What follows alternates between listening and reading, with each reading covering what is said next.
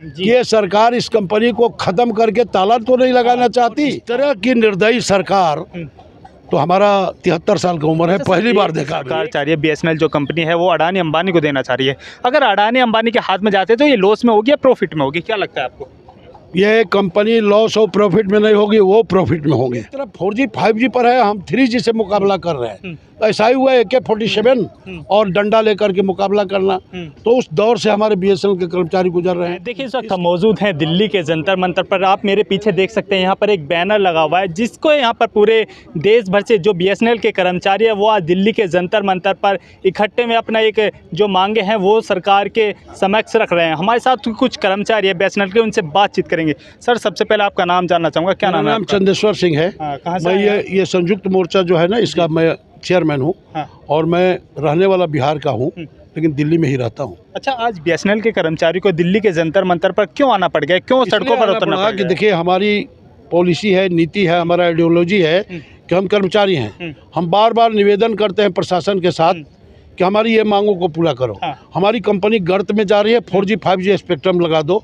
और हमारा 1/1/17 से जो बाकी है हमारा वेतन बढ़ोतरी का बात, सरकार के कानून के अनुसार हर PSU में 10 बरस में वेतन की बढ़ोतरी होनी चाहिए। वो हमारा 1/1/17 से बाकी है, इसको पूरा कर दो। और नए प्रमोशन पॉलिसी दो हमारे लोगों को, इसलिए कि हमारे ही विभाग में एग्जीक्यूटिव लोग जो हैं, जो अफसर कहलाते हैं, उनका प्रमोशन हर 5 साल पर हो जाता है। हमारे साथ तो ऐसा नहीं होता, हम भी उसी परिवार के अंग हैं, तो हमारा भी ये कर दो। ये 3 डिमांड के साथ आज हम हैं। उसमें 4G 5G स्पेक्ट्रम का डिमांड हमारा प्रबल है, इसलिए कि हमारी कंपनी गर्त में जा रही है। लोग, हमारे ग्राहक लोग हमको छोड़ के जा रहे हैं।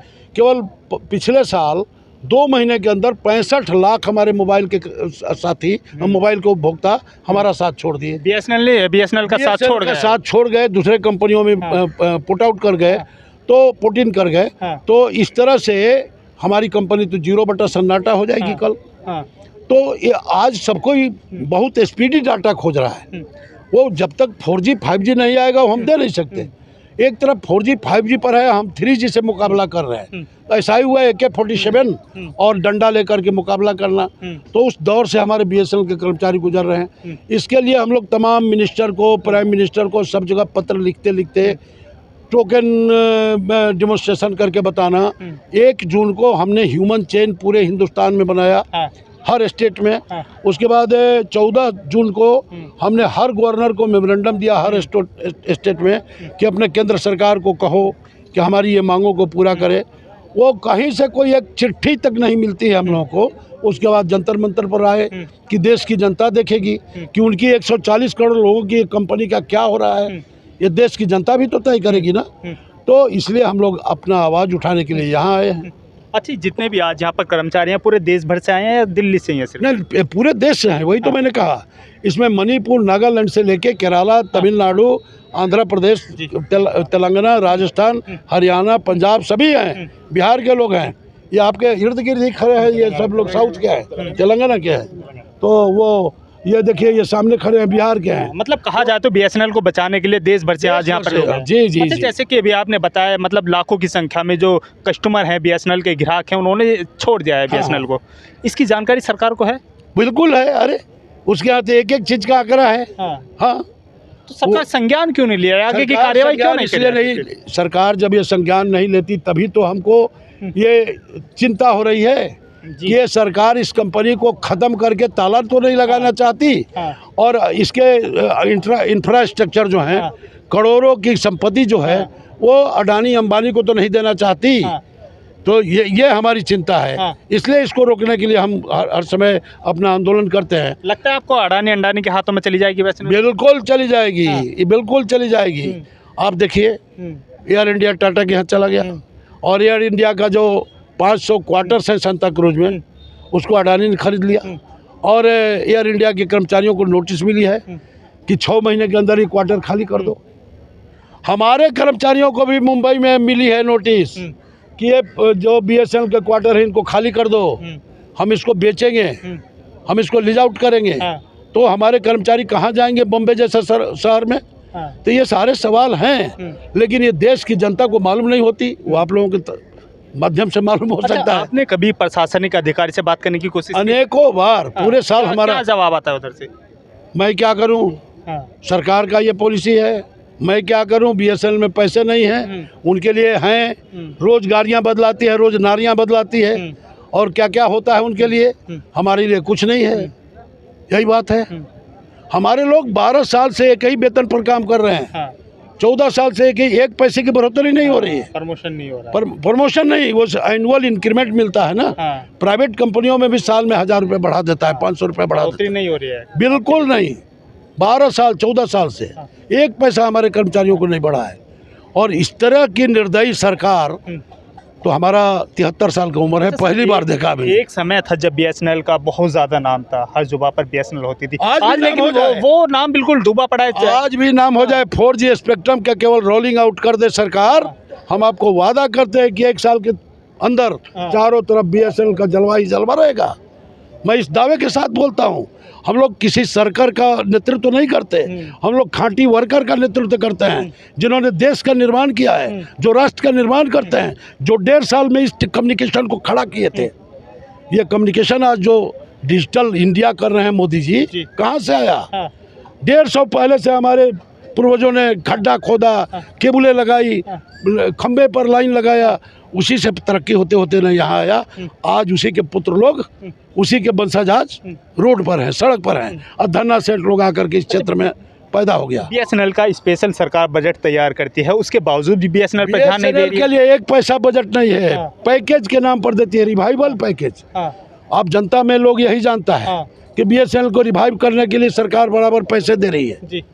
70,000 करोड़ दिया अक्टूबर 2019 में, उसके बाद 1,64,000 करोड़ रुपया दिया जून 2022 में, अभी पिछले महीने दिया है 89,000 करोड़।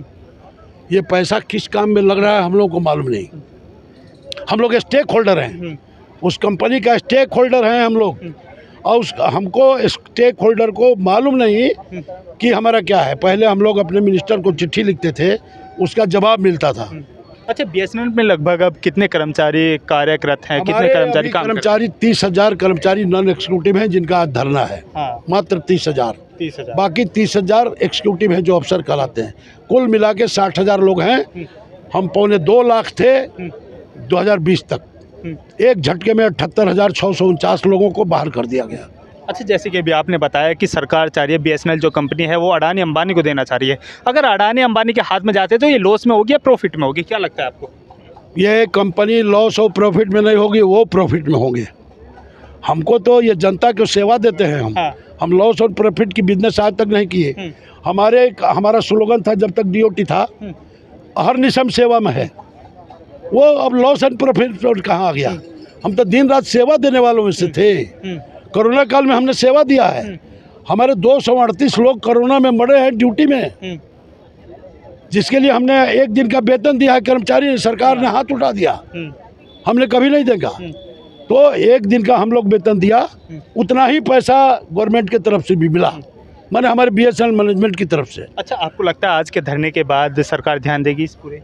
देना चाहिए, सरकार को सद्बुद्धि आनी चाहिए। सरकार से हम निवेदन करते हैं, सरकार को लाठी मारने का तो हम नहीं बोलते, उनको गालियां नहीं देते, हम तो अनुरोध ही कर रहे हैं ना। हमारी बातें सुनो, 140 करोड़ लोगों का संपत्ति को बचाओ, हमारे बीएसएनएल को आगे बढ़ाओ, और इसमें जो कर्मचारी त्रस्त हैं वेतन के बिना, प्रमोशन के बिना, स्टेग्नेशन से, उनका कुछ सुनो, उनके लिए कुछ करो, यही तो हमारा कहना है। ठीक, आगे बात करते हैं। सर, क्या नाम है आपका? मेरा नाम है Seshadri, deputy general secretary NFTE Karnataka से। अच्छा, आपको क्या लगता है जिस तरीके से आज बीएसएनएल के जो कर्मचारी है दिल्ली के जंतर मंतर पे इकट्ठे हुए हैं, सड़कों पर इकट्ठे हुए हैं, सरकार बचाव करेगी बीएसएनएल का इसे देखकर? देखिए, सरकार को इसको स्ट्रैटेजिकल सेक्टर बना दिया है। व्यूहात्मक बोलते हैं उसको, strategical sector, just like defence, just like Coal India. इसलिए बिल्कुल बचा के रखना चाहिए बीएसएनएल को, बिल्कुल बचा के रखना चाहिए। आखिर क्यों नहीं बचाव कर रही है सरकार बीएसएनएल का? क्यों है? क्या पूछा है? जो सरकार है बीएसएनएल का क्यों नहीं बचाव कर रही है, क्यों नहीं बचा रही है बीएसएनएल? अच्छा, देखिए इसका मुद्दा एक ही हो सकता है। ये जो जायदाद है हमारा, करीब 20 लाख करोड़ रुपए का जायदाद है मार्केट रेट में, वो जायदाद को बेचने के लिए तैयार है, इसलिए ऐसा नहीं कर रहा है, बचाता नहीं। यही है उसका मुद्दा, एक ही है। लगता है सरकार जागरूक होगी आज के आंदोलन क्यों को क्यों लेकर, बोलूँ मैं? प्रदर्शन को लेकर? देखिए ना, मोनेटाइजेशन का बात कर रहा है, हमेशा मोनेटाइजेशन का बात कर रहा है। ये असेट का मोनेटाइजेशन कर रहा है, मोनेटाइजेशन के उसके लिए प्राइवेट को बेच सकता है ना, इसलिए वो बात कर रहा है। नहीं तो ऐसा कैसे हो जाएगा? एक्चुअली बीएसएनएल तो रहना चाहिए ना, लोगों को तरक्की के लिए बीएसएनएल बिल्कुल रहना चाहिए। ये बहुत स्ट्रैटेजिकल सेक्टर का पीएसयू है, वो ख्याल रखना चाहिए सरकार ने। नहीं, आपको लगता है, मेरा सवाल मैं आपसे फिर से दोहराना चाहूँगा, आज का जो प्रदर्शन चल रहा है दिल्ली के जंतर मंतर पर, सरकार जागरूक होगी इस प्रदर्शन से, इस धरने से? बिल्कुल होना चाहिए ना। आप माध्यम से जो कुछ फैलाइए, लोग तो देखते रहे ना। बिल्कुल वो ये करना चाहिए ना, एक्शन लेना चाहिए ना। एक्शन लेंगे, बिल्कुल लेना चाहिए, यही हमारा अनुरोध है ना। इसलिए हम प्रदर्शन कर रहे हैं। हम बैठे इधर सारे हिंदुस्तान से आए हैं, जम्मू कश्मीर से केरल तक और वेस्ट बंगाल से असम तक आए हैं, सभी इधर पार्टिसिपेट किए हैं, आंदोलन कर रहे हैं। वो तो धरना कर रहा है सुबह से शाम तक, इसके लिए। ठीक, धन्यवाद। देखिए, थे हमारे साथ बीएसएनएल जो कंपनी है उसके कर्मचारी, जो कि बीएसएनएल को बचाने के लिए आज दिल्ली के जंतर मंतर पर इकट्ठा हुए। इनका साफ कहना है, जिस तरीके से बीएसएनएल जो कंपनी है वो जो घाटे में दर बदर जाती जा रही है, इनका साफ कहना है अगर उसमें 4G और 5G सेवाएं अगर सरकार लागू करते तो बीएसएनएल जो कंपनी है फिर से उठ सकते हैं, फिर से प्रॉफिट में जा सकते हैं। लेकिन वहीं ये कर्मचारी दूसरी तरफ आरोप लगा रहे हैं सरकार के पर, सरकार जो बीएसएनएल कंपनी को अडानी और अंबानी के हाथ में देना चाहती है। इसी तरह की तमाम खबरें देखने के लिए चैनल को लाइक करें, शेयर करें, सब्सक्राइब करें।